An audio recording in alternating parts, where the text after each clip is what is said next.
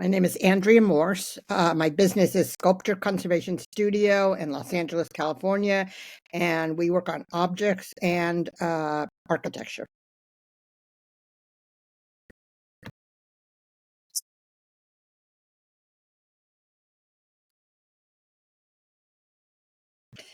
Okay, it's an unusual story, but basically, when I was in high school, I went to the conservation lab of LA County Museum of Art, and it always stuck in my mind that that was such an amazing field, but I was going to be an art teacher or something in the art field. So I graduated from UCLA, realized there weren't any art jobs available in schools and all. So then I went to graduate school up in San Francisco and apprenticed for the Young Museum. And then I came back down to LA and knocked on the door of the LA County Museum of Art and said, I want to learn. And that's how it happened. And then I took classes too. I took the Macron class. I took classes at the Getty and things like that.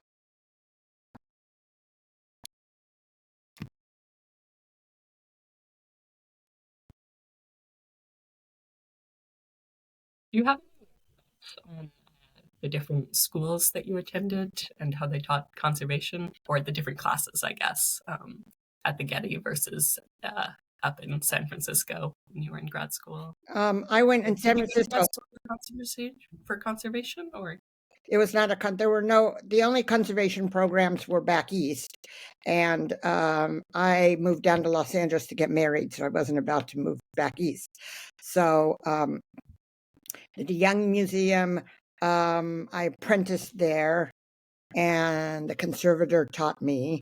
It was at the old Young. There's a new one now. And when I went to LACMA and I started interning at LACMA, I took classes at the Getty that were very good, in all different subjects, and I really enjoyed it. And it was a small group, and I took the Macron course, and then I took other courses that were offered during the AIC meetings. I've heard really great things about the Getty program. It's on my list. Yeah, so this is kind of related, but I would love to hear more about your educational background and how it prepared you for the work that you do as an objects conservationist. Conservation. I don't know. I went to UCLA for undergraduate work, and I was an art history and fine arts major. And then I went to San Diego State for my master's degree, and it was an interdisciplinary study. So I got to intern, as I said, at the DeYoung and do other things. And I was working on trying to get a program into the graduate program at San Diego State. I mean, at San Francisco State, sorry, about conservation, because no one knew about art conservation, but it never came to fruition. Do you you said that you majored in visual arts. Do you do art yourself, or did Not you? anymore. I used to. Not anymore. Conservation has taken up my business life. So, Well, I was asking only because I was wondering what made you choose objects and architectural conservation over painting or drawing, or was it like personal preference or something you sort of fell into? I don't think I have the patience for painting. It's very detailed. I mean, I love the science part of it and learning about it and working under a microscope and all sorts of other things. And but I don't think I have the patience. I like to do things that you get results from fairly easily. And I also like the idea of conservation, not restoration, explaining to people how I'm trying to bring things back from what they originally looked like. Yeah, that's really interesting. And I would love to get more into the balance between conservation and restoration later on. First, I would love to know a little bit about like your career journey, pivotal moments, or really interesting projects that you've worked on that you'd like to share. Okay. Let's see. As I said, I interned at the Young. Then I did master's degree, then I had the opportunity to join Sculpture Conservation Studio. There was another woman that was just started it, who was also working at and so so then I went to LACMA. So I was interning at LACMA, and there was another woman. She left and a conservator, and she had gone to conservation school back east, so she started Sculpture Conservation Studio. So then I joined her, and then she went off on her own, and so I continued Sculpture Conservation Studio, and it was really fun. It was like, we've gone from having 10 people working for us to having down to 2 now, but we worked on things such as the Frank Lloyd Wright Hollyhock House. Oh, wow. What else did we work on? We've worked on so many things. What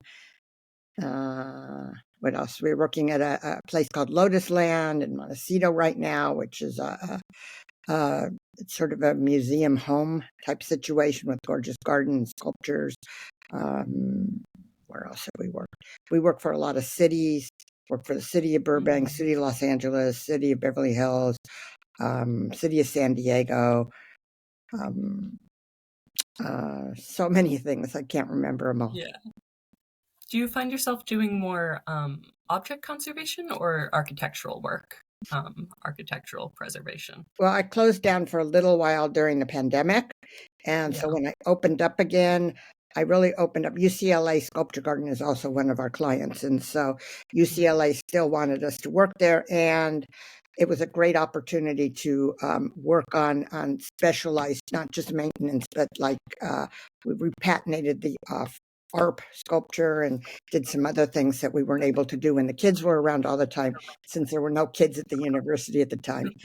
So then when things started opening up entirely for everyone, I decided to keep my business small. So I have 2 full-time people working for me, a part-time bookkeeper, a part-time office studio manager, and myself. So with only that small crew, we couldn't do architecture anymore. So I would need a bigger group. Yeah, that makes sense. But Yeah, how do you find, sorry? how do I what? Oh, how do you find working in private practice versus, I know you said that you got into it pretty early, but versus like your internships in museums or, I don't know, just, Um, how do I like it? I like it. I mean, at the museum at LACMA, they hand you things. And I love the idea. And it was at the time, very beginning of my career, that I got to work on so many different objects and a wonderful Islamic collection, a wonderful silver collection, so many different collections and Indian art and all that.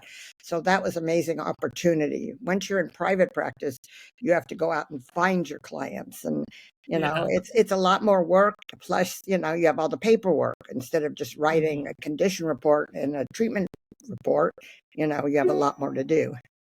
Yeah. Do you have a particular specialty or favorite time period or type of object to work on? I don't know. I personally like ceramics. Ceramics are my favorite, and they're fun to work on. But we do. I'd say the majority of the work we do now is on bronzes, and I've really come to like bronzes and look at their unique qualities and things that go wrong with them and why and all that. Great. So switching over into a little more theoretical of a realm, I guess. What do you think are the pressing challenges or issues in the art conservation field today that you try and think about in your work? Art conservation has done a complete turnaround since I first started working in it. We obviously do things authentically. We try to use materials. Oh, we worked on a fabulous mural that was 260 feet long. That was petrochrome. It was a WPA mural for the city of Inglewood. Wow. It took 2 years, and it was fabulous. And, we worked on that and tried to bring it back to what it originally looked like. There were 60 panels and 2 of them were completely destroyed. So what we did is, but it was called The History of Transportation. So it was, a narrative, a visual narrative. And so we had to get those 2 panels back. We used a different material than the petrochrome, which is what they used. So we tried to continue the original thought, but just in a different material so people could know that it had been conserved. Today, things are really different. I've been working with the UCLA Getty program a lot now, recently. And they are really working on trying to get ethnic equality, about diversity. They're trying to get the students to either work on pieces that are part of their heritage, or else learn. If you have a piece to work on, you have to learn the history of the piece and background for the piece and what the purpose of the piece was, and whether it should be conserved or whether it's supposed to degrade or what the history of it is. And I think it's a really good thing to do. And it's very different than what we did. Glenn Wharton, who is works there, and he's a colleague of mine. He always tells the story of King Kamehameha in Hawaii. And there's a statue there in several of the different islands of King Kamehameha, and he was paid to restore it. But he decided to talk to the people in the village there. And so he talked to them, he learned the history of them. And he learned that it was okay. Part of the ritual was to repaint it every year. It wasn't to bring it back to the original paint or anything. It was to repaint it. And then also the eyes had fallen out. So he worked with the village about, do you want the eyes in or out? And he took a vote, and, whoever the majority did is what he did. And that's part of what we're getting back to again. Yeah, that's a really interesting example of, because so many people that I've talked to, we've talked like so generally about, well, some things should maybe be left to degrade, but I've spoken to very few people who've been able to give me like a very precise example of that. So that's really interesting. I love to hear that. And getting on that note, you mentioned earlier the balance between preservation and restoration, which is something that I've really loved talking to people about. I mean, I think it's kind of the, if not the, definitely one of the hot button issues among conservators. So I'd love to hear more about your opinions on that and what your personal philosophy is. Well, as I said, my education was on conservation, on keeping as much of the original material as possible, plus when bringing it back to what it looked like, being able to have it, being able to take off that part that we added, so all reversible materials and all. And I still pretty much believe in that. And, I mean, we worked on a theater in Hollywood, and it was Nederlanders theater, and they were doing the Lion King. And so they restored the whole theater, and the theater was a beautiful Art Deco theater. But they put their colors that they wanted all over the walls and the decorative elements and all that stuff instead of the original colors. Luckily, the part we did was we restored several mosaics that were there, and the mosaics we brought back to their original. And so, I still believe in conservation. I believe as much as you can to bring back to what it originally looked like, but use reversible materials if you ever need to remove anything. Yeah. Yeah, you mentioned that you have a smaller studio now, but I would love to hear more about how you guys work together, both now and when there were more of you, what the collaboration process is like, as well as collaboration that you may do with people outside of your studio. People generally in Los Angeles, all conservators, all conservation studios do talk to each other, so there's a good communication. Um, Mhm. as far as working, when we had like 10 people in the studio, we would have a lot more work than we do right now. So we'd have two projects going on at the same time all the time.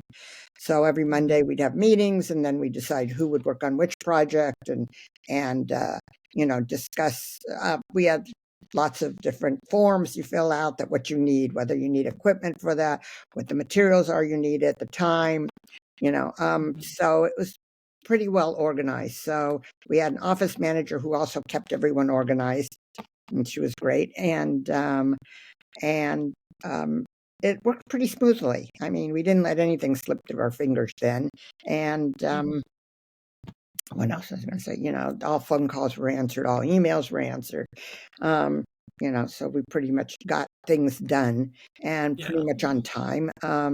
My job was to more oversee, to make sure everything was being done properly and being done on time and things like that. Unless it was a big project. That we worked on a huge project in Fresno in 2020, and no, take that back, in 2018, and before the pandemic.